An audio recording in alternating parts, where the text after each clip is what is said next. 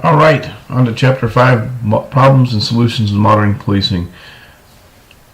Hopefully you'll watch my video with learning outcome number 2 for the student learning outcome for the course, talking about the structure of a police department. The very last 30 seconds is a video of my career, basically, the last few years of my career, including a picture of me as a cadet officer. A lot of students get a kick out of that. Anyway, learning outcome number 1, describe the structure of police department, explain the 3 primary purposes of patrol. So that video described the structure. Let's talk about the purposes of patrol. Patrol is one of the main functions you're going to do as a police officer. If you become a uniformed police officer, patrol is one of your primary functions you're going to do. And patrol functions include deterring crime by maintaining a visible presence. We kind of talked about that last module also, but being out there, being visible, keeps people on the straight and narrow most of the time. In other words, they don't act up when they see the police. Think about it. When you're driving down the street, are you drinking a beer and smoking a joint when the police car is next to you? Nah. And then also maintain public order, and then also provide services that are not crime related, such as a photograph in this one here talks about the guy directing traffic. Some other services such as medical aid, giving directions to people that are lost, helping people call tow trucks. I used to work for CHP, so we used to call tow trucks for people on the side of the freeway. But other things like providing counseling services when you have a family fight. We've even done things like financial counseling. People are fighting over money. You sit them down, you have them work it out over how the budget's going to work out for their family, that type of thing. So your 4 main categories of police activities you're going to do. Again, preventive patrol, that's just driving around, looking good, 10 to 40% of your time. Calls for service, that's reactive stuff. People calling in, their car got burglarized, their neighbors are fighting, dogs barking, whatever. About 25% of your time. Paperwork, this job is just full of paperwork. 20 to 70% of your time is going to be spent doing some kind of paperwork, whether it be your activity sheet, arresting somebody, you got an arrest report, criminal investigations, traffic collision investigations. Those kind of things cause a lot of paperwork, so you spend a lot of time.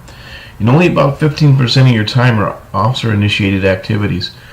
Now, why that's significant is, if you look at it, people seem to think that officers are out there trying to, they pull people over just because they're looking for something to do, right? They're out there harassing citizens, as I think I keep hearing. Well, guess what, folks? We don't have the time to just randomly pull over people to harass them. As you can see by this chart here, there's not much time for that. Again, 911 calls for services, those are the ones that drive your police work, especially as police departments have less and less personnel. Now, we're starting to get back up in ranks. Most agencies are hiring right now.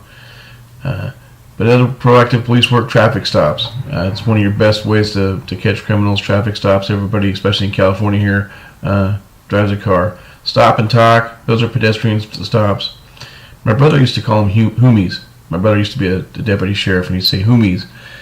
And I said, what are you talking about? And he goes, I'd go up in the corner and say, hey, you come over here and talk to me. And he'd say, hoomie? So he said, I'm going to go talk to the hoomies. Arresting people, I used to love taking people to jail for DUI, whatever, stolen cars, that was my thing. And sub-circs, suspicious circumstance. You see somebody ducking in and out of the bushes in front of a house, maybe you think that might be burglarizing it, so you go talk to them. Sub-circs. Investigations is secondary because it's reactive. In other words, the crime has occurred, the investigator comes out and does the investigation. Most agencies use a detective to do follow-up on crimes. Some agencies, you'll be the primary investigating officer, such as when I worked for the Highway Patrol. If there's a traffic collision, better than 99% of the time, you were the primary investigating officer. It was only when you got the really major accidents that people came out with the MATE team. Undercover operations, cool assignment. That's what you want to do.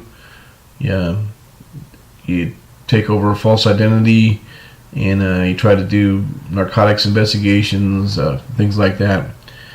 If investigations is your thing, we have 2 courses that deal with investigations in this program. We have AJ 111, which is criminal investigations. I teach that class. And we also have AJ-132, which is Forensic CSI, Crime Scene Investigation. That's a class that's taught by a detective with some experience in CSI. Both really, really good classes if you're thinking about getting into investigations. All right, on to the next module.